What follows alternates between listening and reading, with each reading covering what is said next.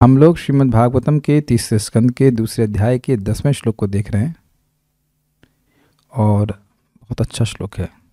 अभी तक उद्धव जी ने ये कहा कि श्लोक को देखना होगा। इंगितज्ञः पुरु प्रौढ़ा एका रामश्च सात्वताः सात्वतां ऋषभं सर्वे भूता वासम ममंसत।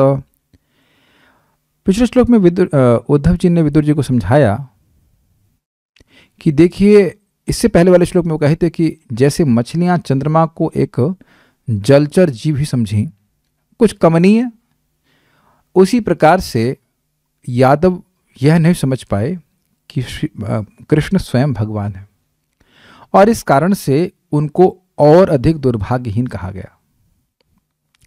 तो कोई कहे कि मछलियां तो ज्ञानहीन होती हैं, इसलिए नहीं समझ पाती हैं, तो क्या ऐसे यदुवंशी जो थे वह भी ज्ञान से शून्य थे? तो वह कहते हैं कि नहीं, इंगितज्ञ भगवान क्या चेष्टा कर रहे हैं वे जानते थे, क्या करना चाहते हैं। पुरु प्रौढ़ा, क्योंकि इंगितज्ञ हैं इसलिए पुरु मतलब अधिक और प्रौढ़ मतलब निपुण है, और ऐसा भी नहीं है कि भगवान से बहुत दूर है। देखिए, समझने का प्रयास करें। यहाँ पे भी हम देखते हैं कि जगत में कोई व्यक्ति कार्य कर रहा होता है तो वो क्या करना चाहता है, कभी कभी लोग दूर से भी समझ लेते हैं। हाँ, हम समझ रहे हैं भैया वो क्या कहना चाहते हैं, करना चाहते हैं, लेकिन वहां पे तो वह ऐसा होने के साथ साथ वह उनके साथ भी रहते थे, अकेले रमण करते थे, मतलब आनंद लेते थे। बहुत बहुत ही इंटीमेट डीलिंग्स होती थी भगवान कृष्ण के साथ। और सात्वतः वह भगवान के भक्त भी हैं, भक्त्या माम अभिजानाति। फिर भी सात्वताम ऋषभम, वह भगवान को सात्वतों का यानी कि यादवों का ऋषभ अर्थात प्रमुख ही समझे, और सर्वे सात्वता मतलब सभी सात्वतों के ऋषभ, सभी यदुवंशियों के प्रमुख समझे, और भूतावासम सभी जीवों के हृदय में रहने वाले परमात्मा के रूप में ही समझे। अमंसतः मतलब इससे अधिक नहीं समझे। एक बात कल बड़ी रुचिकर थी, भी मैं केशव सखा प्रो से डिस्कस कर रहा था तो उन्होंने बड़ी रुचिकर बात बताई कि कल बात ये थी कि चक्रवर्ती पाद कहे कि ये अच्छा है कि कुछ लोग भगवान कृष्ण को भगवान के रूप में जाने, ये भी अच्छा है कि कुछ लोग ना जाने, ये भी ठीक है, लेकिन यह गड़बड़ है कि लोग जाने या ना जाने। तो अब ऐसा क्यों बोल रहे हैं? तो अच्छा मुझे इनके विचार लगा, और हमारा भी ऐसे विचार है कि देखिए, जो लोग सोच रहे हैं कि वह कुछ कृष्ण के बारे में जानते हैं अमंसतः, तो वो अपने में निश्चिंत रहेंगे, वो उससे अधिक जानने का प्रयास ही नहीं करेंगे। ये अच्छा विचार है। तो वो वह अब भगवान के बारे में और अधिक जानने से रह जाएंगे। हम तो जानते हैं भगवान के बारे में, और यह भी तो देखा ही गया है। भारत में सब लोग कहते हैं कि हम तो कृष्ण के बारे में जानते हैं, हम जानते हैं कृष्ण के बारे में, तुम हमको क्या बताओगे? तो वह कृष्ण के बारे में अधिक जान ही नहीं पाते। तो इस दृष्टि से ये अच्छा नहीं है कि व्यक्ति कृष्ण के बारे में थोड़ा जाने थोड़ा ना जाने। तो ये बात थोड़ा क्लियर हुआ। अब हम लोग आगे पढ़ते हैं। तो यहां पे अब श्रीधर स्वामी के लिंक के अनुसार बड़े अद्भुत बात बोल रहे हैं कि भाई यादवों के बारे में तो बोला है।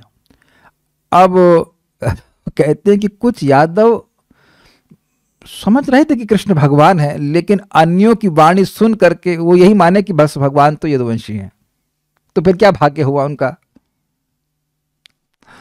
और कुछ शिशुपाल आदि थे, वो तो दुष्ट थे, भगवान की निंदा ही करते थे।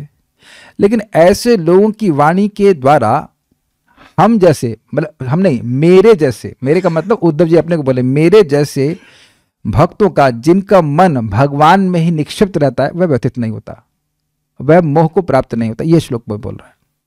तो कुछ समझ पा रहे हैं श्लोक को?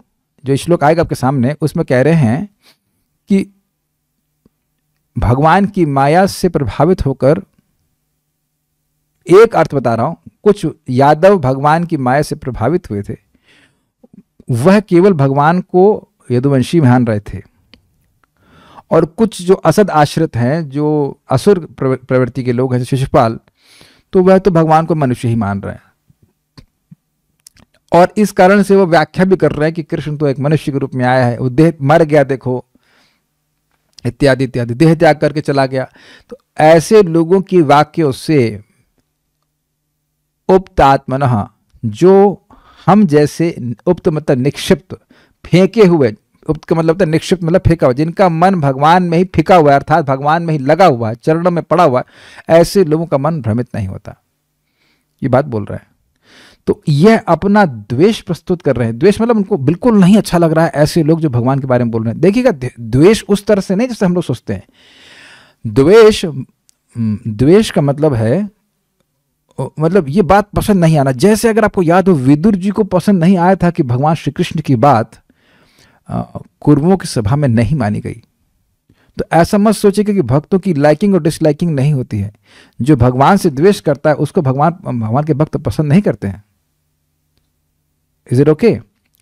तो ऐसे शिशुपाल आदि जो भगवान को गाली देते थे, उनकी बात को, उन लोगों को वह पसंद नहीं कर रहे हैं। ये एक अर्थ है और उसमें कई अर्थ चले जाएंगे, उसको हम आगे पढ़ते चले जाएंगे। मेरे पीछे बोलिए। इतना तो समझ में आ रहा है सभी भक्तों की ये सारे श्लोक भगवान का स्मरण ही हैं। बहुत बहुत एब्जॉर्ब्ड स्मरण है, बहुत इंटेंस स्मरण है।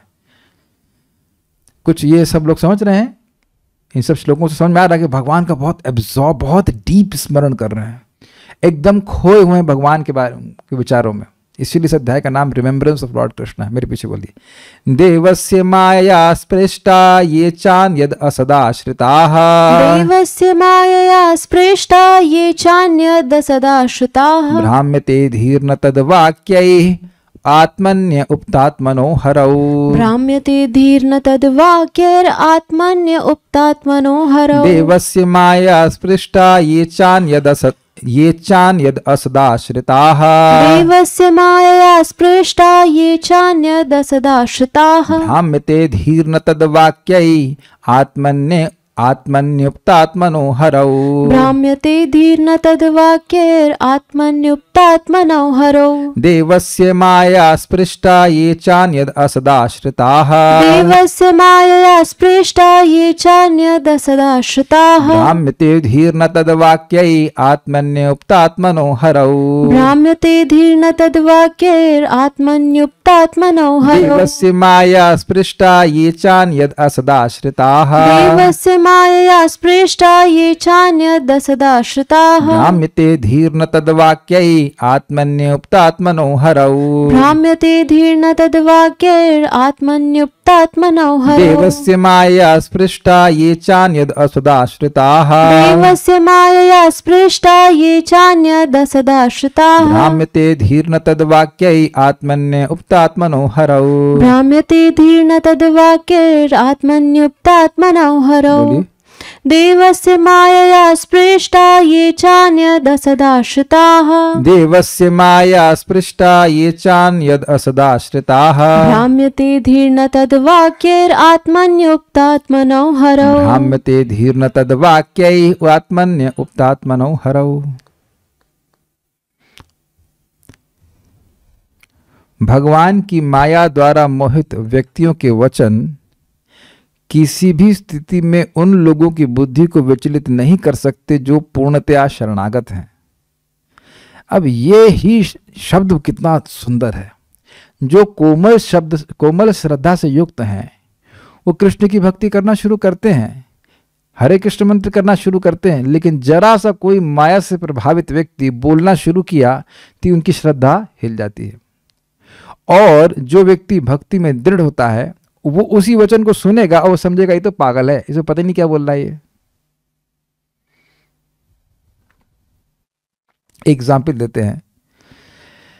प्रभुपाद जी से किसी व्यक्ति ने कहा कि आप लोग कृष्ण का भजन करो। चलो अच्छी बात है, कौन जाने कृष्ण है कि नहीं, ऐसे वो बोलते हैं। कौन जाने किसने देखा है कि कृष्ण है कि नहीं, ऐसे वो सबको देख लिए हैं। लेकिन चलिए, कौन जाने किसी ने कृष्ण है कि नहीं, और मृत्यु के समय तुम लोग को मालूम चले कि कृष्ण है ही नहीं, तब है ना एकदम डाउट करने वाली, पैदा करने वाली बात। तो प्रभुपाद जी कहे, अच्छा भाई देखो, तुम अपना जीवन देख लो, हमारा जीवन देख लो, मान भी लिया जाए कि कृष्ण नहीं है, मान लिया जाए, ऐसा है नहीं, मान लिया जाए, दूर से कहते हैं दुर्जन तुष्ट नाय, दुर्जन संतुष्ट हो जाए, ठीक है, मान लिया जाए कि आपकी बात सत्य है, लेकिन यह बताए कि इस समय हमारे जीवन में दिक्कत क्या है। हमें तो फैक्ट्री में काम नहीं करना पड़ रहा है, हम तो भगवान के भजन कर रहे हैं, भक्ति कर रहे हैं, और ठीक से हम रह रहे हैं, सुखपूर्वक रह रहे हैं, शांति से रह रहे हैं, और हमको पता है भगवद गीता के अनुसार कि मृत्यु के समय भगवान अपने भक्तों को वापस ले जाते हैं। तो हम तो दोनों तरह से लाभ में। आपका जीवन भगवान से विमुख होकर इस समय भी अच्छा नहीं है, और मृत्यु के समय आपको मालूम चले कि भगवान के नियम थे जिसको आपने भंग किया, अब उसकी वजह से आपको यमलोक में जाना पड़ेगा, तो कठिनाई हो जाएगी ना। तो आप देख रहे कि इसी वचन को कोई नया भक्त सुनेगा तो भ्रमित हो जाएगा। लेकिन जो भगवान के शरणागत है, शरणागत का बड़ा स्पष्ट अर्थ है जिसका मन भगवान में एकदम फिक्स हो गया है और जिसकी बुद्धि भगवान में एकदम फिक्स हो गई है। और ये कौन देता है?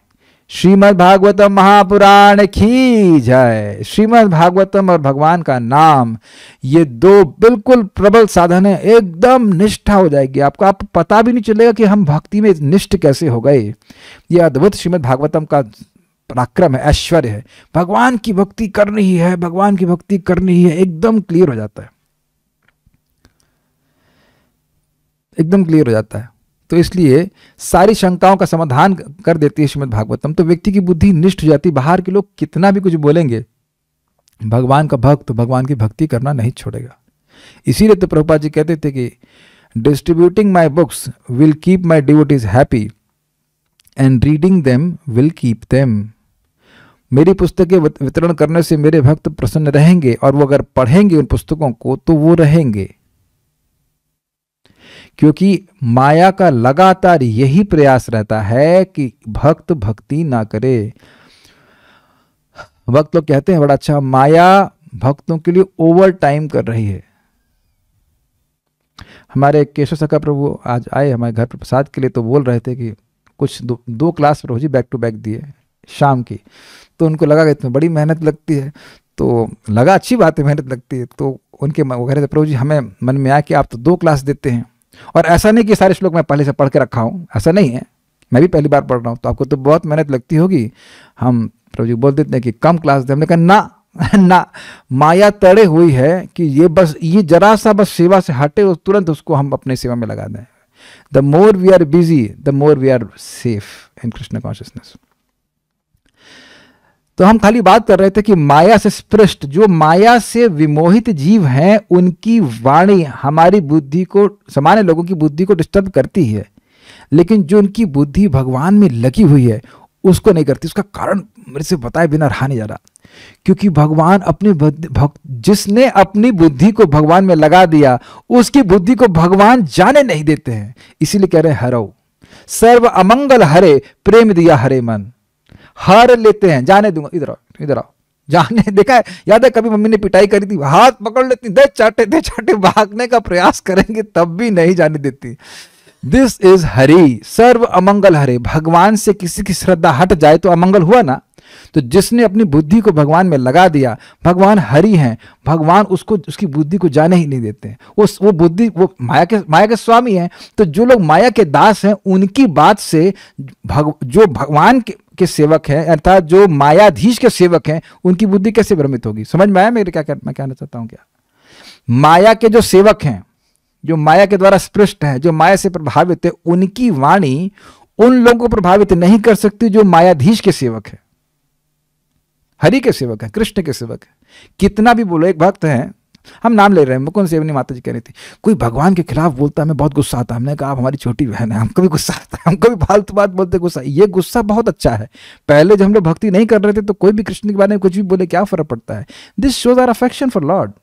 शायद केशव सखा प्रभु आप भी यही बोल रहे थे ना, कोई भगवान के खिलाफ कुछ बोलता है हमें गुस्सा आता है। ये सारी बातें बहुत अच्छी हैं, क्योंकि बुद्धि भगवान में लगी हुई है, और सामने वाले की बुद्धि भगवान में बिल्कुल नहीं लगी हुई है, वो अनटसेंट कुछ भी बोलता है।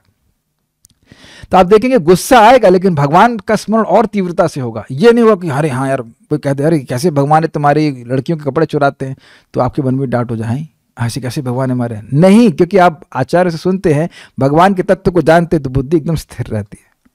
श्लोक तो समझ में आ रहा होगा आप लोगों को। देवस्य, देव यहां पे कौन है? श्री कृष्ण। श्री भगवान की माया स्पृष्टा, माया से मोहित बुद्धि वाले। स्पृष्ट मतलब होता है स्पर्श, वहां से समझ लीजिए बिल्कुल माया ने इनको स्पर्श किया, एकदम अभिभूत किया हुआ, पकड़ा हुआ है। ये जो यादवगण, कुछ यादवगण, सारे नहीं, कोई च अन्यद, और अन्य जो कि भगवान के संबंधी नहीं है, वो असद आश्रित। असद मतलब टेम्परेरी, ये भौतिक शरीर, इसी को मैं मानना, उसकी आश्रिता, उसके आश्रय लोग भी लिए हुए लोग, यानी कि असुर प्रकृति का आश्रय लिए थे जैसे शिशुपाल आदि, तो तद वाक्य, उनके वाक्यों से, किनके वाक्यों से? असुरों के वाक्यों से, आत्मनि परमात्मा, परमात्मा में, हरऊ हरि में, उक्त आत्मनः निक्षिप्त मान वाले। उक्त का मतलब होता है निक्षिप्त, शिप मतलब होता है फेंकना, तो निक्षिप्त मतलब नितराम क्षिप्त, बहुत अच्छे से फेंकना, अर्थात जिनका मन, जिनका आत्मा, जिनका बुद्धि भगवान के चरणों में ही लगी हुई है, वहीं पे गिरे हुए हैं। भगवान के चरण आश्रित बुद्धि वालों भक्तों की, तेषाम अर्थात मेरे जैसे उन भक्तों की, धी न भ्राम्यते, बुद्धि मोह को प्राप्त नहीं होती है। कुछ श्लोक को देखिए तो समझा पाऊंगा। देवस्य माया स्पृष्टः, भगवान श्री कृष्ण की माया के द्वारा स्पृष्ट। अब जो प्रभुपाद ने अर्थ ले मैं वैसे ले रहा हूं, इजी होगा समझने में। देवस्य माया स्पृष्टा, भगवान श्री कृष्ण की माया के द्वारा स्पृष्ट। ये चा अन्यद असद आश्रित, जो अन्य असद आश्रित असुर हैं, भ्राम्यते धीर न तद वाक्य, उनके वाक्यों के द्वारा बुद्धि मोह को प्राप्त नहीं होती। किसकी? किसकी? जिनकी आत्मनि उक्तात्मनो हरि, आत्मनि परमात्मा हरि में जिनकी आत्मना अर्थात मन उक्त है, अर्थात निक्षिप्त, जिनका मन भगवान में ही लगा हुआ है, उनकी मति, उनकी बुद्धि भगवान के चरणों के, वो बुद्धि कभी भ्रमित नहीं होती। भगवान है या नहीं है ऐसी कोई भावना नहीं आती। इस पे एक आचार्य बड़ा सुंदर कहते हैं, ये शाम भजताम पूर्व, क्या श्लोक है वो? भजताम, ना उससे पहले वाला, उससे पहले वाला नहीं, 10th का है। भजताम प्रीतिपूर्वकम ददामि बुद्धि योगम तम ये न माम अपयांति ते, तेषाम सतत युक्तानां भजताम प्रीतिपूर्वकम ददामि बुद्धि योगम तम ये न माम उपयांति ते। तेषाम सतत युक्तानां, जो सतत मेरे भजन में लगे रहते हैं, उपतात्मनः उनका मन भगवान की सेवा में लगा रहता है। तेषाम सतत युक्तानां भजताम प्रीतिपूर्वकम, और प्रीतिपूर्वक मेरा भजन करते हैं, तो ददामि बुद्धि योगम, तो मैं उनको बुद्धि योग देता हूं, ये न माम उपयांति ते, जिसके द्वारा वह मेरे पास आते हैं। तो जब भगवान बुद्धि दे रहे हैं तो ये असुर ऐसी बुद्धि, विपरीत बुद्धि कैसे दे पाएंगे? श्रील प्रभुपाद जी ने बहुत अच्छा तो प्रभात कहते हैं, बहुत सरल अर्थ दिया जो हम समझ पा रहे हैं। श्रीधर स्वामी का अर्थ मेरे को पूरी तरह से समझ में नहीं आ रहा है। वो ये को अन्य से अलग कर रहे हैं, वो ये को कह रहे हैं यादवगण, कुछ यादवगण भगवान को केवल यदुवंशी माने, और अन्य मतलब असुर। तो अगर वह अर्थ अगर आप पकड़ें तो ऐसा होगा कि कुछ लोग, कुछ यादवगण भगवान को मनुष्य मतलब केवल यदुवंशी का श्रेष्ठ मान रहे हैं, तो उनकी वाक्यों से उद्धव जी जैसे भक्तों की बुद्धि भ्रमित नहीं होगी। एक अर्थ, असुर नहीं कह रहे उनको, असुर नहीं कह रहे हैं। और शिशुपाल आदि जो हैं असद आश्रित, वह लोग भगवान को एक मनुष्य मात्र मान रहे हैं, और वह अब उनको एकदम उनकी निंदा करते, तो उनके वाक्यों से भी हमारी जैसे भक्तों की बुद्धि भ्रमित नहीं होगी। ये एक अर्थ है। लेकिन चक्रवर्ती पाद ने और जो अर्थ लिया है वही प्रभुपाद जी से समझा रहे हैं, और बड़ा इजी अर्थ है कि ये चा अन्यद असद आश्रित, भगवान की माया से स्पृष्ट जो असद आश्रित असुर लोग हैं, उनकी बात से कभी हम जैसे भक्तों की बुद्धि भ्रमित नहीं होती। ये वाला आसान है ना समझने में, हमारे लिए इतना आसान था। ये यादव वाली बात हमको समझ में नहीं आ रही थी वो कहना क्या चाहते हैं, क्योंकि एक बात हमको समझ में आई थी कि भाई वो भगवान को परमात्मा के रूप में समझ रहे हैं, और वह यदुवंशी प्रमुख के रूप में समझ रहे हैं, लेकिन श्री भगवान के रूप में समझ नहीं रहे हैं। तो वहाँ भगवान ने अपने माधुर्य को कुछ छुपा के रखा हुआ है, तो वैसी ही बात वो बोलेंगे, लेकिन उसके द्वारा उद्धव जी की बुद्धि भ्रमित नहीं होगी। वह भगवान को आदि भगवान के रूप में, गोकुलपति के रूप में भी देख चुके हैं। तो वो भी अर्थ आप ग्रहण कर लीजिएगा अगर आप ग्रहण कर पाएँ तो। अदरवाइज हम सिंपल अर्थ जो है वो प्रभुपाद जी ने समझाया, वो बहुत अच्छे से हम लोग उसको ग्रहण करेंगे कि जो असुर लोग हैं उनकी बातों से भक्त लोग भ्रमित नहीं होते। अर्थ ये है कि ये मतलब कुछ यादवगण जो भगवान को केवल यदुवंशी मानते हैं / अन्य लोग जो असुर प्रकृति के लोग हैं जो भगवान को एक मर्त्य मानते हैं। यादवगण भगवान को परमात्मा और यदुवंशियों का प्रमुख मानते थे, लेकिन जो असुर लोग हैं वो तो कुछ भी नहीं मानते, वो प्रमुख भी नहीं मानते, यदुवंशियों का प्रमुख कुछ नहीं मानते, केवल निंदा करते हैं। अब एक आश्चर्य की बात है, हमको करेक्शन चाहिए इस पे अगर मैं गलत बोल रहा हूं, कि शिशुपाल जी क्यों आ गया, शिशुपाल ये भगवान का भाई था। शिशुपाल भगवान का भाई था। शिशुपाल भगवान श्री कृष्ण का मौसेरा भाई था। वसुदेव और कुंती भाई बहन है, तो उन दोनों की बहन का बेटा था शिशुपाल। तो मैं यहां पे थोड़ा सा समझ नहीं पा रहा था, क्या शिशुपाल भी यदुवंशी था? Seems to be, is it not? कि मौसी का लड़के हैं, सगी मौसी के लड़के हैं, तो वही तो क्लैन हुआ ना। मेरी मौसी तो हम तो सब एक ही मतलब एक ही कास्ट के कहे जाएंगे ना। तो ऐसा मैं समझ रहा हूं कि शिशुपाल भी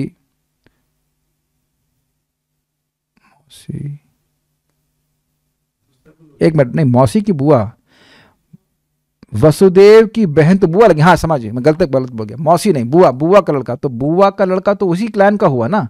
वसुदेव जी भी यदुवंशी हैं, तो शिशुपाल भी हुआ। तो कुछ यदुवंशी भी ऐसे हैं, इससे प्रतीत हो रहा है कि जो भगवान को की निंदा कर रहे हैं।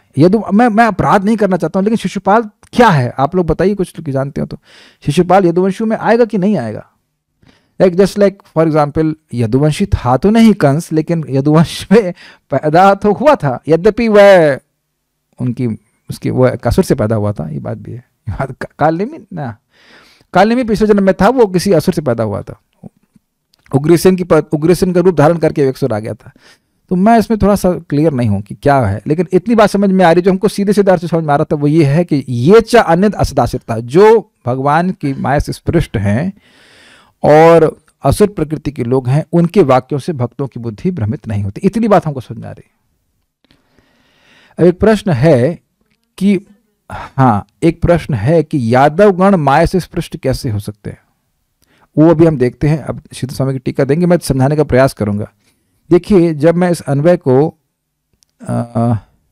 शिला क्या नाम है इनका, भक्ति सिद्धांत सरस्वती ठाकुर जी ने पुस्तक प्रकाशित कराई है चक्रवर्ती पाद की टीका को, तो उसमें अन्वय लिखा हुआ था, तो वह अन्वय में भी ये को यादवगण लिखा हुआ है, तो गलत तो हो ही नहीं सकता है।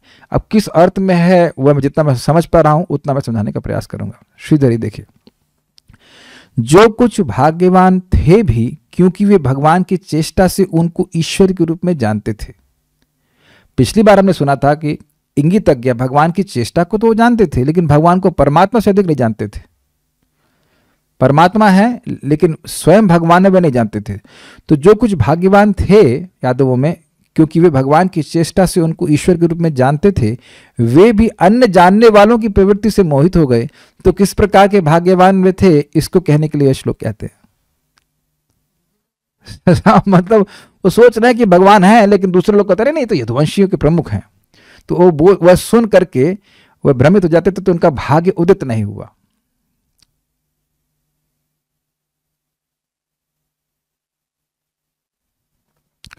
देवस्य अर्थात श्री भगवान की माया से स्पृष्टा अर्थात व्याप्त मतलब परवेडेड, जो माया से प्रभावित हो जाए, जो यादव थे वे यही जानते थे कि ये श्री कृष्ण हमारे बंधु हैं।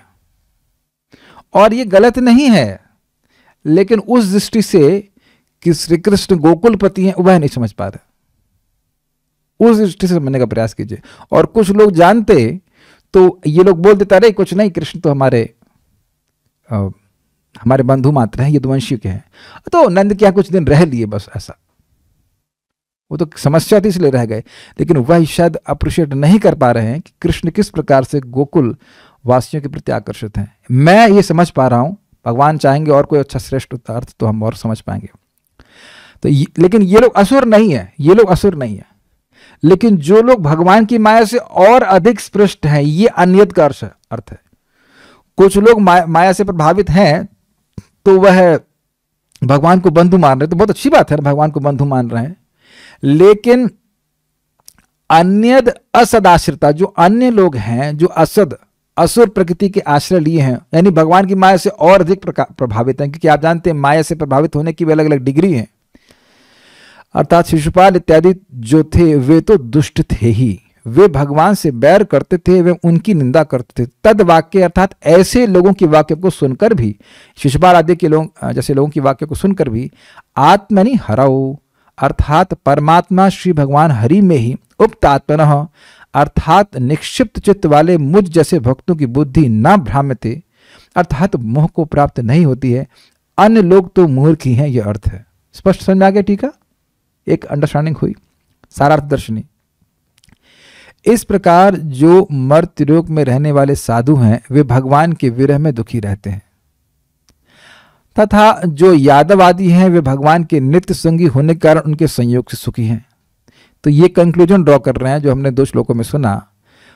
अब उद्धव जी समझ रहे हैं कि उद्धव जी और विदुर जी दोनों भगवान श्री कृष्ण के विरह में, और वो समझ रहे हैं कि वो आदि भगवान हैं, गोकुलपति हैं इत्यादि, वह भी समझ रहे हैं। तो वह तो सही है, विरह है, लेकिन विरह में भी भगवान का सुख होता है, ये भी आप समझे। और वह यह भी बोले कि न विदु अर्थात जो यादव गण है वह आज भी भगवान के साथ नित्य लीला में उनको बंधु मान करके संग लीला कर रहे हैं। पिछले श्लोक में आपने सुना ना, एकारामश्च, यानी कि अभी भी भगवान के संग एकांत में वे आनंद ले रहे हैं।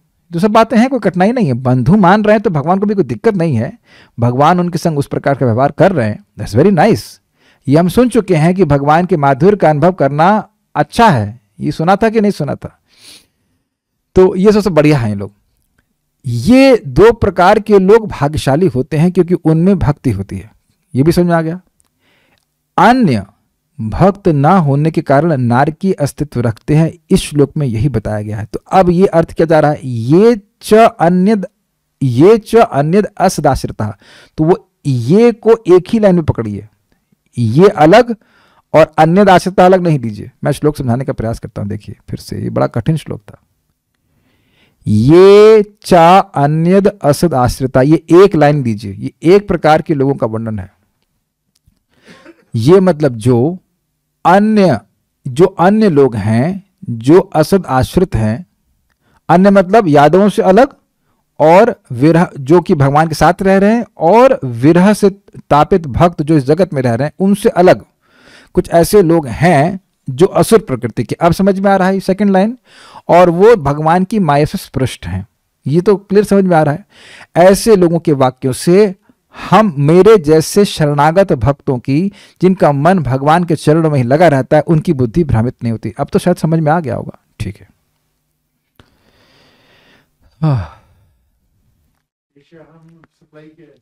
जी, तेषाम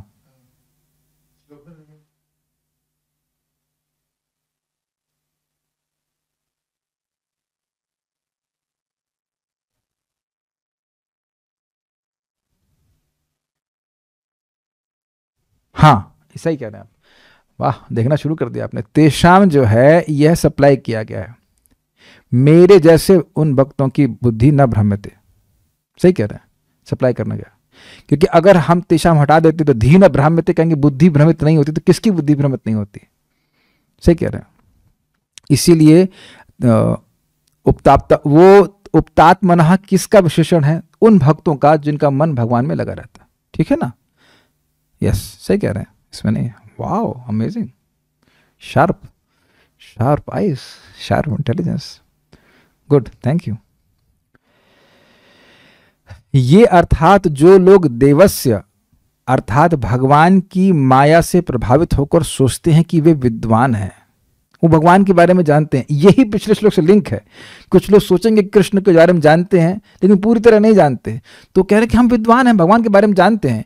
और वहां भी जो अन्यत अर्थात शिष्ट सिद्धांत से अलग अति दुष्ट हैं। एक लोग कह रहे हैं कि देखिए ये अर्थात दोनों ही लोग भगवान की माया से स्पृष्ट हैं, कह रहे हैं हम भगवान के बारे में जानते हैं, भगवान मानते, वो ऐसे निंदा नहीं करेंगे।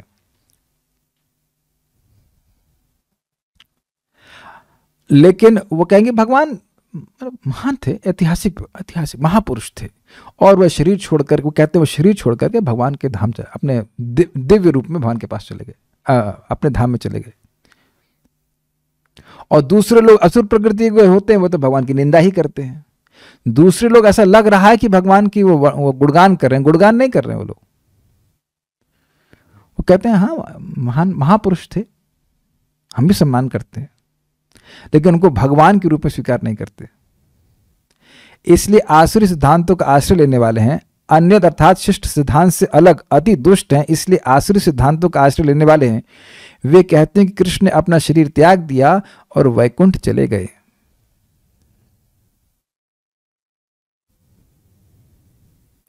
वे कहते हैं कि कृष्ण अपने वंश सहित एक ब्राह्मण के श्राप से नष्ट हो गए थे, क्योंकि उन्होंने धृतराष्ट्र और जरासंध जैसे महान राजाओं के प्रति अधर्म जनित द्रोह किया था। हालांकि ये थोड़ा समझने का मतलब क्या है, हुआ क्या था कि भगवान की इच्छा से, क्योंकि भगवान यदुवंश का संहार चाहते थे, तो भगवान ने व्यवस्था करी कि ब्राह्मणों का शाप यदुवंश को लगे। वो लंबी कथा है, उसको आप 11वें स्कंद के 30वें अध्याय में सुन सकते हैं, हमने पढ़ाया भी, उसको पढ़ भी सकते हैं। भगवान उस शाप के बारे में जानते हुए भी और उसको प्रतिहत करने के सामर्थ्य रखते हुए भी, अर्थात नष्ट करने का सामर्थ्य रखते हुए भी उसको नहीं किए, क्योंकि वो उनकी इच्छा से ही हुआ था। हुआ ये था, बस शॉर्ट में बोल रहा हूं, हुआ ये था कि सांब भगवान का लड़का है और थोड़े उद्दंड थे, तो वह मजाक में एक स्त्री का रूप धारण कर लिए, कपड़ा पहन लिए और वह दिखाए कि वे गर्भवती स्त्री हैं और पेट में रखे थे। पेट का मतलब उस कपड़ा के अंदर रखे हुए थे लोहा टाइप का रखा ना, लोहा नहीं रखा था, कपड़ा था, लोहा नहीं था। और उसके बाद वो अन्य राजकुमारों के संग आए और कहे ब्राह्मणों को कि हे ब्राह्मणों, आप लोग त्रिकालज्ञ हैं, ये बताइए कि ये गर्भवती स्त्री है, ये बहुत शर्मा रही है आपसे पूछने में, हम पूछ रहे हैं इसके बिहाव पर कि इसके जो पेट में जो गर्भ है वह है लड़का होगा कि लड़की होगी। तो वह ब्राह्मण क्रोधित हो गए कि यदुवंश इस प्रकार से उनका मजाक बना रहे, कह रहे इससे तो एक लोह का पिंड उत्पन्न होगा जो यदुवंशियों का काल होगा। और जैसे ही उन्हें कपड़ा खोल के देखा, राजकुमार घबरा गए। तो ब्राह्मणों का श्राप तो अमोघ होता है, तो उन्होंने देखा कि अरे यहाँ तो एक वाकई लोहे का पिंड है। अब वह भगवान कृष्ण को नहीं बताई बात, ये सब भगवान की लीला के अंतर्गत हो रहा है। और वो चले गए उग्रसेन जी के पास, और उग्रसेन जी ठीक है, वो उसको पिसवा करके समुद्र में भवा दिए और एक पीस रह गया, उसको भी फिकवा दिए। तो वह पीस जो था वह तट पे आ गया था, तो वह पड़ा हुआ था, तो तट पे नहीं था, कहीं फिकवा दिया, हम भूल रहे हैं थोड़ा सा, हाँ जो भी रहा हो, हाँ उसको भी पानी में फिकवा दिया, मछली खा गई। मछली को फाड़ करके किसी व्यक्ति को मिला, उस जरा नाम के शिकारी को मिला, उस लोहे को उसने बनाकर तीर बना लिया, वही तीर भगवान को लगा। तो लोग इस तरह की कहानी को ऊपर सुनते हैं, हाँ देखो उसी तीर से भगवान मरे, उनके पाँव में उनकी जान थी तो ऐसे करके बात बोलते हैं। तो इस तरह की बात बोलते हैं कि मानो भगवान श्री कृष्ण एक मनुष्य हो। लेकिन 11वें स्कंद का 3रा अध्याय नहीं पढ़ेंगे, 30वां अध्याय नहीं पढ़ेंगे, ये कठिनाई है। तो माया के द्वारा स्पष्ट है, वो जो श्रीमद् भागवत की बात है वह नहीं सुनेंगे, शास्त्र को नहीं सुनेंगे, वो अपनी बात सुनेंगे जो कि मनोकल्पित होती है। आधी बात सुनेंगे, आधी बात नहीं सुनेंगे।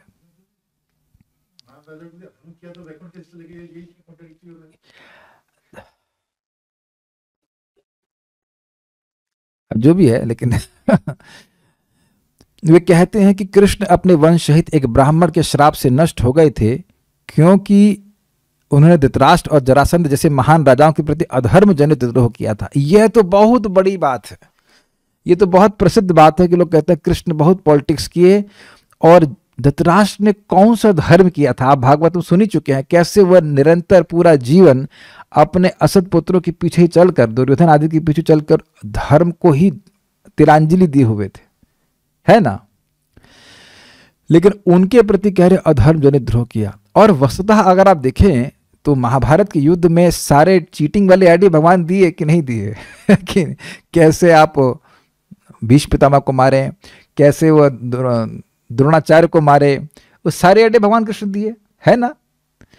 लेकिन आपको समझना होगा कि भगवान पहले बोल चुके थे, अर्जुन तुम युद्ध करो या नहीं करो, मैं उनको पहले ही मार चुका हूं। भगवान को पॉलिटिक्स करने की क्या जरूरत है, भगवान तो कुछ लीला कर रहे हैं, वहां पे कुछ हमारे लिए बात करने के लिए हो, किसी से इतनी पॉलिटिक्स करने की जरूरत है ना लोगों को मरवाने के लिए। और उसमें भी लोग समझ नहीं पा रहे कि जो लोग भी मरे वो सब लोग हतागता स्वरूपम अपने स्वरूप को प्राप्त किए। तो भगवान तो सबका भला कर रहे हैं ना, ये कौन समझ पा रहा है कि भगवान सबका भला कर रहे हैं। तो जो तत्व को सुनते हैं, भागवतम सुनते हैं, वो समझते हैं, और बाकी लोग तो भगवान को ब्लेम करते हैं।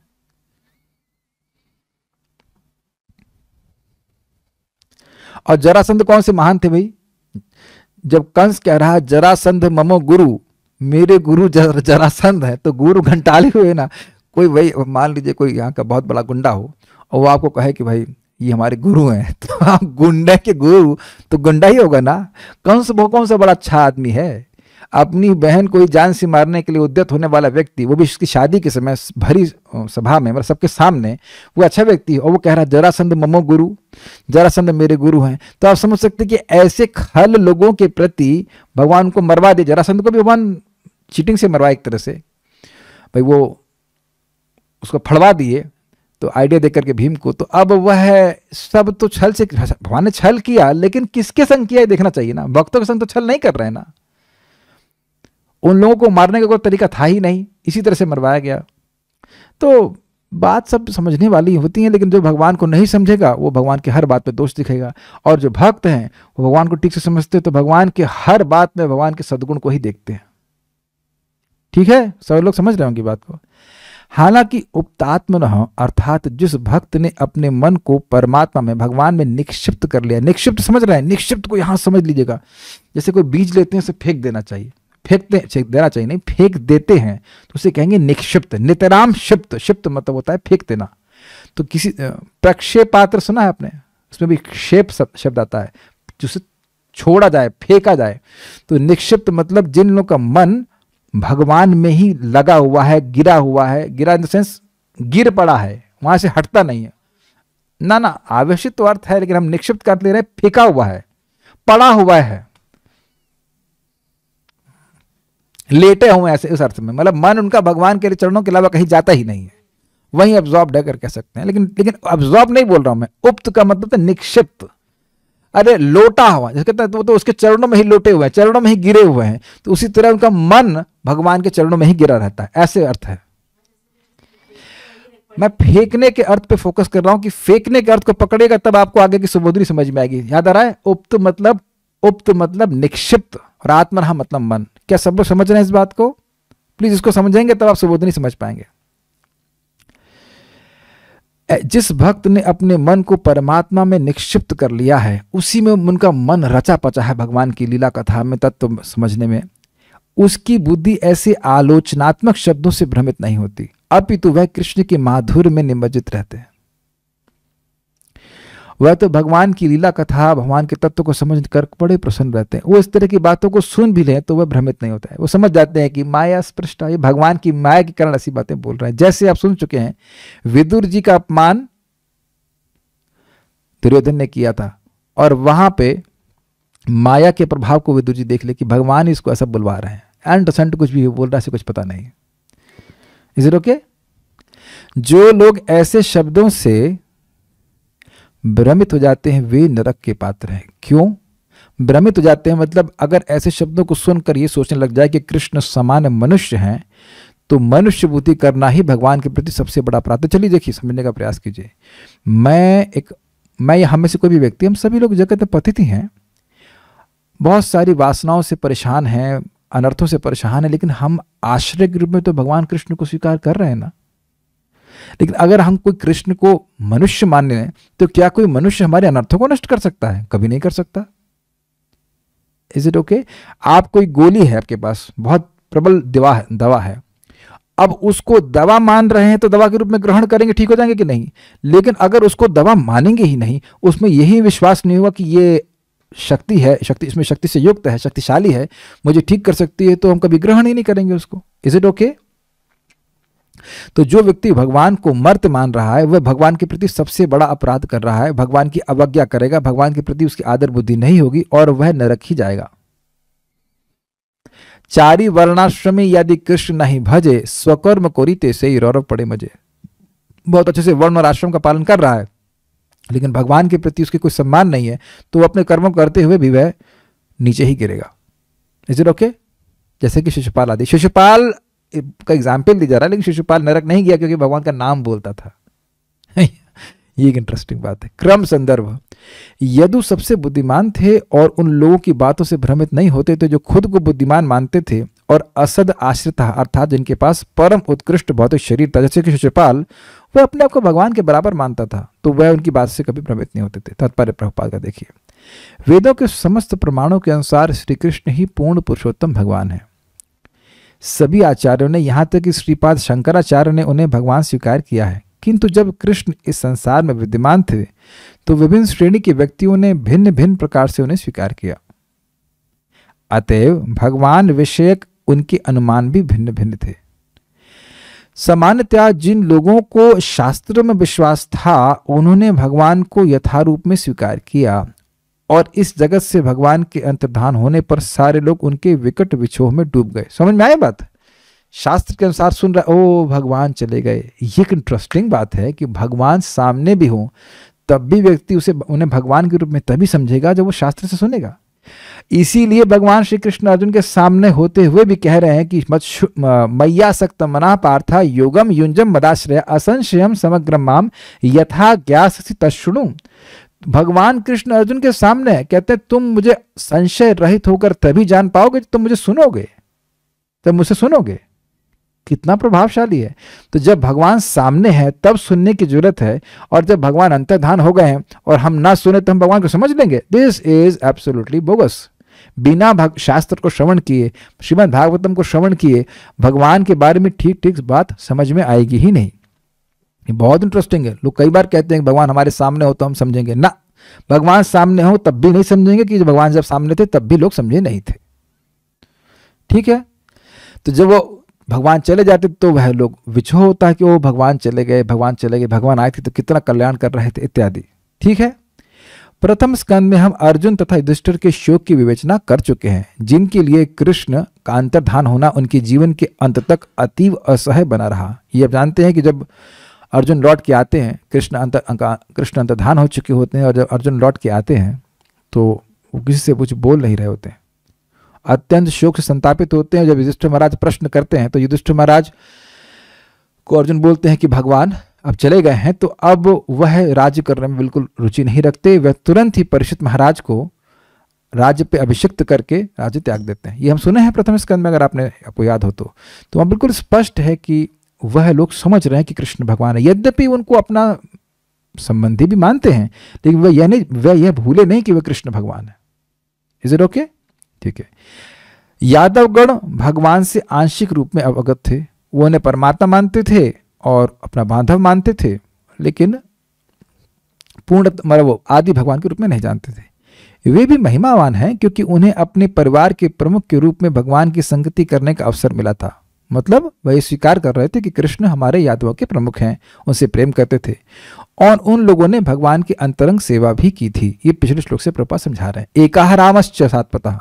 यादवगण तथा भगवान के अन्य भक्त उन लोगों से भिन्न हैं जिन्होंने गलत आकलन द्वारा उन्हें सामान्य व्यक्ति मान लिया। ये च अन्यद असद आश्रिताः देव माया स्पृष्टः। ऐसे लोग निश्चित रूप से माया द्वारा भ्रमित होते हैं। जो व्यक्ति भगवान कृष्ण को समान व्यक्ति मान रहा है वह खुद सामान्य व्यक्ति है, वो उसको ज्ञान ठीक से नहीं है। वे नारकीय होते हैं और भगवान से ईर्ष्या करते हैं। श्लोक याद आ रहा है, अर्च्य विष्णु शिलाधि गुरुषु नरमति वैष्णवे जात बुद्धि नारकी। ऐसे करके श्लोक है कि कोई व्यक्ति भगवान के विग्रह को मूर्ति मान रहा, पत्थर मान रहा है। अर्च्य विष्णु शिलाधि, भगवान विष्णु की अर्चन मूर्ति को शिला मान रहा है, पत्थर मात्र मान रहा है। गुरु सुनरमति, गुरु में ये बुद्धि हो रही है कि व्यक्ति वह मनुष्य है, मर्त बुद्धि है, और वैष्णव में जाति बुद्धि, वैष्णव किसी जाति के हैं। ये जिसकी बुद्धि होती है इसकी नारकीय बुद्धि है, अर्थात नरक को ले जाने वाली बुद्धि है। वह अपराध करेगा इनके प्रति और वह नरक जाएगा। वे नारकीय होते हैं और भगवान से ईर्ष्या करते हैं। ये इसको भगवान क्यों कह रहे हैं? ये भगवान है, अरे काहे का भगवान है भाई? इस प्रकार की बातें करते हैं। उन पर माया अत्यंत बलपूर्वक कार्य करती है, क्योंकि ऐसे लोग उच्च संसारी शिक्षा के बावजूद श्रद्धा विहीन होते हैं तथा नास्तिकता की मानसिकता से संदूषित होते हैं। वो क्या बोलेंगे?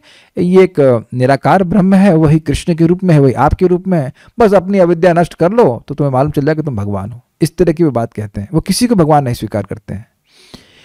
वे लोग यह स्थापित करने के लिए सदैव उत्सुक रहते हैं कि कृष्ण सामान्य पुरुष थे जो पृथ्वी के आसुरी राजाओं अर्थात धृतराष्ट्र के पुत्रों तथा जरासंध को मारने का षड्यंत्र करने के पापों के फलस्वरूप एक शिकारी द्वारा मार डाले गए। वे भगवद गीता के इन कथनों पर कोई विश्वास नहीं रखते कि भगवान कर्म फलों से अप्रभावित रहते हैं। न माम कर्माणि लिम्पन्ति न मे कर्म फले स्पृहा इति माम यो अभिजानाति कर्मभिर्न न सबद्धते। मैं कर्मों में कभी लिप्त नहीं होता और न ही मुझे कर्म फलों की कोई स्पृहा होती। जो ये बात जानता है वह भी कर्मों से बंधन में नहीं पड़ता है। जो ये बात जानता है इसका मतलब है कि सभी लोग ये बात नहीं जानते हैं कि भगवान श्री कृष्ण ने कभी कोई भी कर्म करने उससे वह प्रभावित नहीं होते हैं। एग्जाम्पल दिया जाता है कि सूर्य ऐसे स्थानों में भी जाता है जहां पे मल और मूत्र होता है, उसको सुखा के पवित्र कर देता है, यानी स्पर्श करता है ना अपनी किरणों के द्वारा, लेकिन सूर्य को कभी प्रभावित नहीं होता है। हम लोग मल मूत्र को स्पर्श करेंगे तो हमें नहाना पड़ेगा, लेकिन कोई व्यक्ति अगर सूर्य पे ऐसा आरोप करे अरे इतनी जगह का मल मूत्र वह छू रहा है अपनी किरणों के द्वारा तो वह तो जरूर अपवित्र हो जाता होगा। तो ये सूर्य की शक्ति को का मूल्यांकन कम करना हुआ। तो इस प्रकार से भगवान चाहे सभी को मार दे, और भगवान तो प्रलय में सबको मार ही देते हैं, तो क्या भगवान को कर्म बंधन लगता है? नहीं लगता है। तो जो व्यक्ति इस प्रकार से भगवान की भगवत्ता को समझता है वह भी कर्म के बंधन में नहीं रहता है। क्यों? क्योंकि भगवान को समर्पित करके सारे कार्य करेगा, क्योंकि भगवान है, और स्वयं कर्म से मुक्त हो जाएगा। लेकिन जो व्यक्ति भगवान को मनुष्य मान रहा है वो काहे को भगवान कुछ देने लगा? Make sense? ये बात है। तो वो लोग फंसे रहते हैं। उसके बाद क्या, नास्तिकतावादी दृष्टिकोण के अनुसार भगवान कृष्ण का सारा परिवार यदुवंश कृष्ण द्वारा धृतराष्ट्र के पुत्रों का वध करने आदि के फलस्वरूप किए गए पापों के कारण ब्राह्मणों से शापित होने से विनष्ट हो गया। क्या मतलब हुआ? इस जगत में हम कोई कर्म करते हैं तो उसका फल आता ही है और उसका हम प्रतिकार नहीं कर पाते हैं, है ना? ऐसा ही वो भगवान कृष्ण के बारे में सोचते हैं कि देखो उन्होंने मरवाया ना, और इस कारण से अब उनके पूरे यदुवंश का नाश हो गया, वो कुछ कर नहीं पाए। जबकि वह यह नहीं समझ पा रहे हैं कि यदुवंशों का नाश किसी के द्वारा संभव था ही नहीं, वो भगवान ने स्वयं अपनी इच्छा से करवाया, और वह विनाश भी एक जादूगरी की तरह था। ये सब बातें वह नहीं समझते। ये लांछन भगवत भक्तों के हृदय को स्पर्श नहीं करते, क्योंकि वे वास्तविकता जानते रहते हैं। क्यों जानते रहते हैं? क्योंकि श्रीमद् भागवतम को श्रवण करते रहते हैं। भगवान के संबंध में उनकी बुद्धि कभी विचलित नहीं होती, किंतु जो लोग असुरों के कथनों से विचलित हो उठते हैं उनकी भी भर्त्सना की जाती है। इस श्लोक में उद्धव यही कहना चाहते हैं। समझ में आ गया? जो लोग बोल रहे हैं उनकी भर्त्सना, और जो उस प्रकार से भ्रमित हो रहे हैं उनकी भी भर्त्सना कर रहे हैं। ऐसा हो सकता है कि कोई भक्ति कर रहा हो, लेकिन ऐसे असुर की बात सुन करके अगर वो भ्रमित हो जाए तो उसकी भी भर्त्सना की जाती है। मैंने बताया ना आपको, एक व्यक्ति थे, वो परम पूज्य राधा गोविंद महाराज से दीक्षा लिए पर दूसरी दीक्षा भी ले लिए, और जब मैं उनसे लास्ट टाइम मिला था तो वो मायावाद संप्रदाय में चले गए। व्हाट? वहां संन्यास ले लिया। आप लोगों को समझ आश्चर्य नहीं होगा क्या? वो मैंने कहा, भैया पहले देखा मैं सन्यासी के वेश में, हमने कहा बड़ी अच्छी बात है सन्यास ले लूँगा। सन्यास, हमने कहा कहाँ से सन्यास ले लिया? कहते हैं मायावाद संप्रदाय से। भाई एक महान वैष्णव से दीक्षा लेने के बाद और ऐसा हालत, तो कुछ तो बहुत बड़ा भ्रम होगा ना। कुछ भी हो जाए, हमें पूरा विश्वास है जो भक्ति कर रहे हैं, चाहे कितना भी पतन हो जाए, मायावादी नहीं बन सकते, है ना? 4 नियम भंग हो जाए या कुछ भी हो जाए, लेकिन मायावादी नहीं बन सकते। कोई कहेगा कि कृष्ण भगवान है, दारू भी पी रहा होगा तो चापड़ा मार देगा, कहीं भगवान को तुम इंसान कहते हो? अरे क्या कर रहा है यार, भगवान है। कितना भी पतित हो जाए, लेकिन वह भक्त सोते से भी उठाओ तब भी वह यही बोलेगा कृष्णस्तु भगवान स्वयं, है ना? क्या सभी लोग मेरे साथ में है? चाहे कितना हो भौतिक इच्छा हो, लेकिन कुछ भी हो, लेकिन यह नहीं स्वीकार कर सकते कि कृष्ण एक मनुष्य है, नहीं स्वीकार कर सकते ना। ये बहुत अच्छी बात है, लेकिन उनका पता नहीं इतना सुनने के बाद वो कहाँ दिमाग चला गया। हाउ इज इट पॉसिबल कि कोई व्यक्ति मायावाद संप्रदाय से संन्यास ले? वाई? उसको उधर तो शक्ल भी नहीं, उन लोग की तो हम शक्ल भी नहीं देखना चाहते। मायावादियों की शक्ल भी नहीं देखनी चाहिए। महाप्रभु कहते हैं अभक्त को इस प्रकार से देख लो तो गंगा जी में कपड़े सहित स्नान करिए। ये सब बातें हैं, है ना? उनसे बिल्कुल नहीं मिलना चाहते ना। महाप्रभु भी नहीं मिलना चाहते थे। प्रकाशानंद सरस्वती थे 60,000 सन्यासियों के गुरु, लेकिन महाप्रभु से बात भी नहीं करना चाहते थे। तो ऐसे लोगों की बात से अगर किसी की बुद्धि भ्रमित हो जाए तो उसकी भी भर्त्सना की जानी चाहिए कि अमृत पाकर तुम उसको छोड़कर विष पी रहे हो, ये बात। अब हम सुबोधनी को देखते हैं, बड़ी इंटरेस्टिंग है। देवस्य अर्थात ज्ञानात्मक भगवान की माया से। ज्ञानात्मक मतलब भगवान सच्चिदानंद विग्रह है, सर्व ज्ञान संपन्न है, सारा ज्ञान उन्हीं से आता है, लेकिन उन्हीं की कृपा से उनकी मतलब उनकी इच्छा से, कृपा तो नहीं कहना चाहिए, उनकी इच्छा से, उनकी माया शक्ति के द्वारा लोग भ्रमित हो जाते हैं, क्योंकि वो ऐसा भ्रमित होना चाहते हैं, इसलिए ऐसे होते हैं। देवस्य अर्थात ज्ञानात्मक भगवान की माया से मोहित कुछ दूषित लोग स्वयं को व अन्यों को नहीं जानते हैं।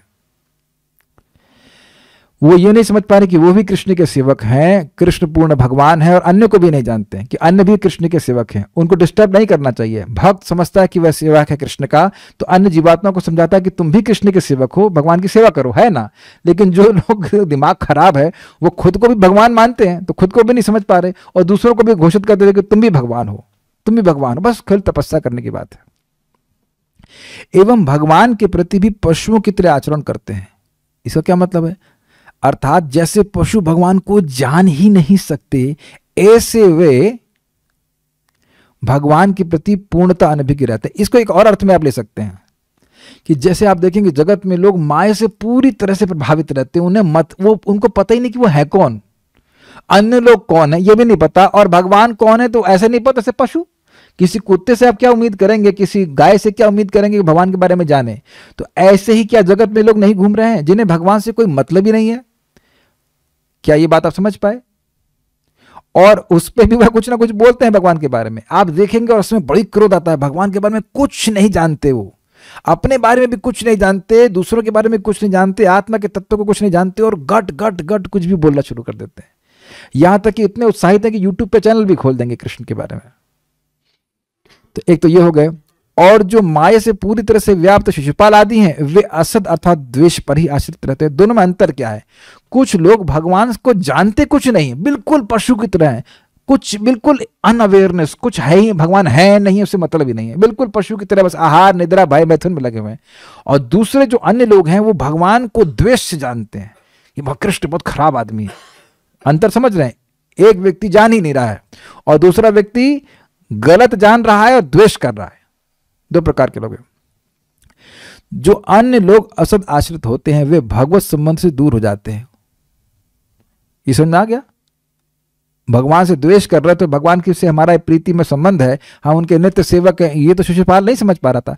शिशुपाल था ना जय विजय का अंश, जय विजय में से कोई एक अंश था ना, जय था वो, तो वो भूल रहा था कि मैं तो भगवान का सेवक हूं, बल्कि वहां वो सोच रहा है कि ये तो मेरी पत्नी को लेके भाग गया, वह भगवान का कॉम्पिटिटर बन गया। इसी प्रकार से लोग होते हैं जिनका कोई अंडरस्टैंडिंग नहीं कि वह कृष्ण के सेवक है, कृष्ण से द्वेष करते हैं, तो वे भगवत संबंध से दूर हो जाते हैं। असद आश्रित मतलब भगवान के आश्रित नहीं है, वो असद के आश्रित हैं, वो भौतिक प्रकृति के आश्रित हैं, यस, माया के आश्रय ले रहते हैं। अथवा कुछ लोग अन्य पर ही आश्रित होते हैं। कुछ लोग कुछ ऐसे समझिए, ये चा अन्य असद आश्रिता, कुछ अन्य लोग असद के आश्रित होते हैं, कुछ लोग अन्य के आश्रित होते हैं। अन्य अन्य समथिंग एल्स, क्या समथिंग एल्स तरह देखिए। अथवा कुछ लोग अन्य पर ही आश्रित होते हैं, वे भगवान से विमुख होते हैं, भगवान के आश्रित नहीं होते हैं। वे भगवान की प्रकृति और एक भगवान की माया प्रकृति मतलब छलावा प्रकृति उसके आश्रित होते हैं, अर्थात अहंकार गर्व से युक्त रहते हैं। ये अर्थ है। ये समझ में आया इसका मतलब? ये थोड़ा इंटरेस्टिंग है। अन्य मतलब भगवान के आश्रय नहीं लेंगे, वे अपने गर्व का, अपने अहंकार का आश्रय लेते हैं, विद्या को आश्रय लेते हैं। मैं बहुत विद्वान हूं, मैं बहुत कुलीन वंश का हूं इत्यादि, बहुत इस प्रकार से मैं श्रेष्ठ गुणों का हूं, ऐसी बातों का आश्रय लेंगे, लेकिन भगवान का आश्रय नहीं लेते कि मैं तो बहुत निम्न हूं, भगवान मैं आपकी शरण में हूं, ऐसा भाव उनमें उत्पन्न नहीं होता। तो भगवान के संबंध को भूले हुए से संबंध नाही जारा, वृथा जन्म गैलो तारा, विद्या कूले की कोरी बेतार। नित्यानंद प्रभु से अपना संबंध ना समझकर, भगवान से अपना संबंध ना समझकर लोग विद्या कुल आदि के अभिमान में घूमते रहते, तो वही मतलब हुआ ना कि वह उसका आश्रय ले रहे हैं। तो क्या जो अन्य का आश्रय ले रहे हैं, अर्थात भगवान को छोड़कर अन्य अपनी भौतिक योग्यताओं का आश्रय ले रहे हैं, वह भगवान के बारे में बहुत सारी बातें बोलेंगे और वह गलत ही बोलेंगे। चा अन्यद, अन्य के साथ पुनः चह जो चा अन्यद लिखा हुआ था, ये चा अन्यद असद आश्रिता शब्द था। तो कह रहे हैं कि अन्य के साथ चा क्यों लगाया?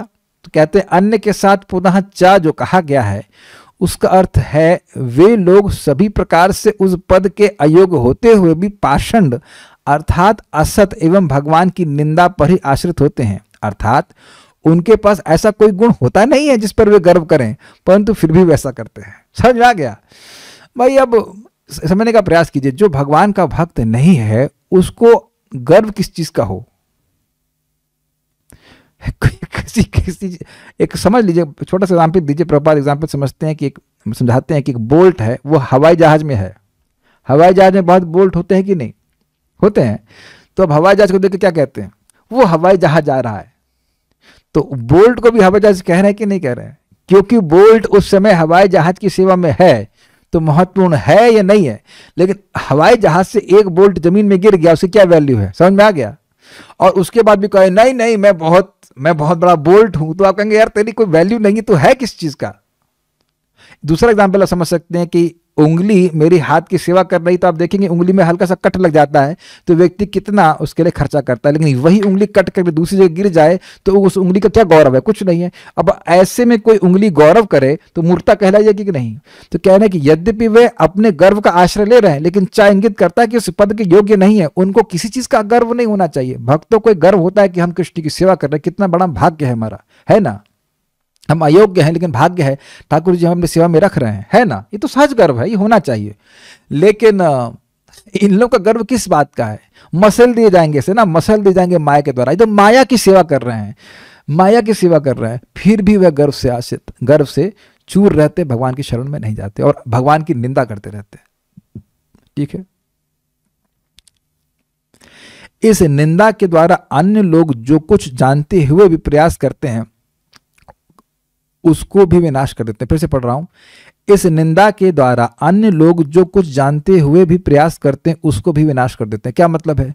कुछ लोग भगवान के बारे में जानने का प्रयास करते हैं, तो अब यह लोग जो बलबल फालतू बात भगवान के बारे में बोलते हैं, तो उससे सामान्य लोग जो भगवान के बारे में कुछ जानना चाहते हैं वह ज्ञान वह भी नष्ट हो जाता है। समझ में आया आपको? ये तो देखा जा रहा है जगत में कि लोग कृष्ण के बारे में जानना चाहते हैं और अंट संट बातें यूट्यूब पे रख दी जाती हैं और इस कारण से लोग नहीं समझ पाते। श्री कृष्ण की आत्मकथा, वो बंदा खुद ही कृष्ण बन गया और कहना शुरू कर दिया कि मैं यहाँ जन्म लिया, मेरी माँ मेरे पिताजी मुझे वहां ले गए, ये ले गए, और कुछ जानता ही नहीं कि भगवान कौन है। समझ में आ गया? अब एक प्रश्न होगा, तो यदि सभी का ज्ञान इस प्रकार नष्ट हो जाता है अर्थात असत है, तो भगवान के अवतार का फल पूर्ण नहीं होगा। अर्थात भगवान के अवतार लेने पर भी उनको कोई समझ ही नहीं पाएगा, क्योंकि ऐसे लोग भगवान की निंदा तो करेंगे ही। इस आशंका से कहा है भ्राम्यते धीरति। समझ में आया? आप कह रहे हो कि जो कोई भगवान को जानने का प्रयास करेगा और ये लोग आएंगे निंदा कर देंगे तो कोई समझ ही नहीं पाएगा, तो फिर भगवान के अवतार का प्रयोजन क्या हुआ? भगवान कहते हैं कि जन्म कर्म च मे दिव्यम एवं यो वेति तत्वतः त्यक्त्वा देहम पुनर्जन्म नैति मामित सुवर्जना। जो मेरे भगवान कहते हैं कि मेरे जन्म कर्म की दिव्यता को जो इस प्रकार समझता है वह शरीर छोड़ने के बाद दोबारा जन्म नहीं लेता है। और आप कह रहे हो कि भाई ये असुर निंदा करते ही रहेंगे और कुछ लोग जानने का प्रयास करते हैं तो उनका जो बहुत ज्ञान होता है वह भी इस निंदा को सुनने से नष्ट हो जाता है। तो इसका मतलब कि भगवान के अवतार का प्रयोजन ही गड़बड़। भाई भगवान अवतार किस लिए लेते हैं? ताकि उनके जन्म और कर्म हो, दिखाई पड़े जगत में और लोग उसके बारे में सुन करके समझ जाएं। लेकिन ये लोग तो निंदा करते ही रहेंगे और कोई समझ ही नहीं पाएगा। अगर मान लो ये शंका हो तो उस पर कहते हैं भ्राम्यते धीर, मतलब जो भगवान के शरणागत हैं वह भगवान की बात को सुनकर उनकी बुद्धि भगवान में समर्पित रहती, उनको इनके वचन प्रभावित नहीं करते। देखिए क्या टीका करी गई, बड़ी सुंदर। निश्चित रूप से सभी की बुद्धि को भ्रमित करने में ऐसे असुर समर्थ नहीं है। सभी लोगों की बुद्धि को यह असुर समर्थ नहीं है डिस्टर्ब करने में। जो ऐसे असुरों के वाक्य को मानते हैं वे अदृढ़ मूल, जिनकी रूट्स दृढ़ नहीं है ऐसे हैं एवं शास्त्र रहित होते हैं, इसलिए वे ही भ्रमित होते हैं। जो मेरे जैसे भगवान की शरणागत आत्मा है वे भ्रमित नहीं होते। समझ में आया? देखिए जितना हम श्रीमद् भागवतम को नित्य सुनते जाएंगे उतना भगवान में विश्वास दृढ़ होता जाएगा। जैसे किसी पेड़ की जड़ बहुत दृढ़ हो तो वह डिस्टर्ब नहीं होता है, वो वायु आदि के द्वारा प्रभावित नहीं होता है। लेकिन जो शास्त्र नहीं सुनते हैं, भगवान की बात इधर उधर से सुनते रहते हैं, वह जरूर भ्रमित हो जाते हैं। ठीक है, ये समझ में आ गया? ऐसा नहीं कि सारे जो असुर मिलकर सारी बात बोलेंगे तो उनकी बात सब मानने लग जाएंगे। देखिए, भगवान को सही रूप से जानने मानने वाले लोग तो इस जगत में हमेशा कम ही हैं, लेकिन इसका मतलब है क्या, वो जो कम लोग हैं वह इन लोगों की बात बिल्कुल नहीं मानते, चाहे वो कितना भी हल्ला करें, चाहे करोड़ों अरबों लोग बोले कि एक ये बल्ब सूर्य है, लेकिन जो सूर्य को जानने वाला व्यक्ति है वह कभी स्वीकार नहीं करेगा। ठीक है, कितने भी उल्लू मिलकर के हल्ला करें कि सूर्य नहीं है, क्योंकि उन लोगों से दिक्कत यह है कि जैसे सूर्य का प्रकाश होता है उन्हें दिखना बंद हो जाता है, ये उल्लू का सद्गुण है। तो अब हंस, एक हंस हो और अरबों अरबों उल्लू हो और वो हल्ला हल्ला करें, सॉरी हल्ला करें, हुआ हुआ करते रहें कि नहीं सूर्य नहीं है, सूर्य नहीं है, तो क्या हंस उसकी बात मान जाएगा? नहीं मानेगा। भगवान पहले कह चुके हैं कि हजारों हजारों मनुष्यों में कोई व्यक्ति एक है जो उनको जानता है। मनुष्य नाम सहस्रजु कश्चित यतते सिद्धये यततामपि सिद्धानाम कश्चिन माम वेति तत्वतः। हजारों हजारों मनुष्यों में कोई एक व्यक्ति सिद्धि का प्रयास करता है और उनमें से कोई सिद्ध व्यक्ति भगवान को जान पाता है। तो बाकी सब लोग जो भगवान के बारे में नहीं जानेंगे वो तो कुछ ना कुछ बोलेंगे ही ना, लेकिन जो भगवान के बारे में जान रहा है ठीक से, गुरु से साधु से सुन करके, वो उनकी बातों से भ्रमित नहीं होगा। ये कह रहे हैं। आप अपने बचाव के बारे में कुछ सीख रहे हैं यहाँ पे, जो शास्त्र से और भक्तों के से सुन करके अपनी श्रद्धा को दृढ़ कर लिए हैं। दृढ़ मूल मतलब जिनका मूल, जिनकी श्रद्धा, इनका रूट स्ट्रांग हो गए, वह सब इन बातों को सुनेंगे। सुनेंगे भी नहीं और सुनेंगे भी तो प्रभावित नहीं होंगे। तो वो कहते हैं कि ऐसे कोई उदाहरण मान लीजिए, वो पूछे तो कहते हैं मैं ही हूं, मैं इतने सारे लोगों की बात सुना हूं लेकिन मैं प्रभावित नहीं हुआ। उद्धव जी कह रहे हैं दुर्लभ अभिप्राय से आत्मनः, यह एक वचन में कहा। उक्त आत्मनः शब्द था, आत्मनः शब्द ये षष्ठी विभक्ति में है और छठी विभक्ति संबंध कारक, और ये प्रथम वचन है। तो उक्त आत्मनः मतलब मैं जैसे भगवान के, जैसे मेरा मन भगवान में निक्षिप्त है ऐसे मन वाले। तो अपना एक व्यक्ति का उदाहरण दे रहे हैं, तो उसका मतलब है कि कोई भगवान को जानने वाला व्यक्ति बहुत कम ही होते हैं। एक वचन मतलब बहुत कम हुआ ना, एक ही तो हुआ। तो कहने का अर्थ है कि मेरे जैसे बहुत कम होते हैं। तो यहाँ पे एक वचन का प्रयोग है, अर्थात बहुत दुर्लभ ही कोई व्यक्ति है जो भगवान के प्रति ऐसी दृढ़ श्रद्धा से युक्त हो। अब देखिए, उक्त अर्थात निक्षिप्त और आत्मा अर्थात मन, अर्थात कृषि आदि के द्वारा भूमि को भेद कर पूर्ण रूप से जिस शुद्ध बीज को बोया जाता है वह बीज अंकुरित होकर वायु के द्वारा विचलित नहीं होता या पतित नहीं होता, परंतु जड़ रहित तिनका ही वायु के द्वारा अन्यत्र ले जाया जाता है। अब इसको समझने का प्रयास कीजिए, हमको बहुत अच्छा लगा था। देखिए, कृषि में पहले क्या करते हैं, गुड़ाई बोलते हैं, क्या बोलते हैं उसको, जुताई बोलते हैं, मतलब हाँ जुताई। तो उसमें जितना भी कचरा है वो हटाते हैं, फिर उसके बाद उसको कुछ जल आदि देते हैं, फिर सही सही बीज डाले जाते हैं, है ना। तो पहले भक्त के हृदय की सफाई करी जाती है। जप करो, अच्छा लगे बुरा लगे उससे मतलब नहीं, जप करो, कथा सुनो, तो उसके हृदय का शुद्धिकरण होता है। चेतो दर्पण मार्जनम, जुताई से, और उसके बाद भगवान के बारे में ठीक ठीक बात समझ में आती है। तो जब ऐसा शुद्ध हृदय रहता है तो भगवान की बात सीधी समझ में आती है, तो वह अंकुरित होती है, वह आगे और बढ़ती है, ठीक ठीक रूप से प्रतिफलित होती, श्रद्धा बढ़ती है। Is it not? तो वह अन्य लोगों के वचन जो कि वायु के समान है वह उससे प्रभावित नहीं होती। जो बीज इस प्रकार से प्रॉपर जुते हुए खेत में डाले जाते हैं, कितनी भी हवा ऊपर से चले, क्या वो बीज उड़ जाते हैं? नहीं उड़ते, वे अंकुरित होते हैं, अर्थात प्रेम का अंकुर आता है। समझ में आया? भगवान में भक्ति बढ़ती है। लेकिन जो जिनकी कोई जड़ ही नहीं है वह तिनके समझ रहे हैं, वह तो आपने देखे ही ना, स्पेशली गर्मी में वायु जिधर जाएगी वह उधर उड़ेंगे। समझ में आया? तो ऐसे आप देखेंगे कुछ लोग, जो लोग भगवान शास्त्र को समय नहीं देते, समय देकर के सुनते नहीं हैं, तो वह आज किसी गुरु के पास जाते हैं जो भगवान का भक्त नहीं है, उसकी बात मानने लग जाएंगे, फिर उधर छोड़ करके किसी और के पास जाएंगे, फिर उसकी बात मानने लग जाएंगे, फिर उधर छोड़ के इसकी बात वो किसी और के पास चले जाएंगे। उनका कोई दृढ़ मूल नहीं है। इसलिए कह रहे हैं कि यह लोग ठीक से निक्षिप्त नहीं है, इन लोगों का मन भगवान में निक्षिप्त नहीं है, इसलिए ये लोग प्रभावित हो जाते हैं। लेकिन जो भक्त इस प्रकार से निक्षिप्त मन वाले हैं भगवान से, अन्यत्र उनका मन कहीं नहीं जाता। समझ पाए इस उपमा को?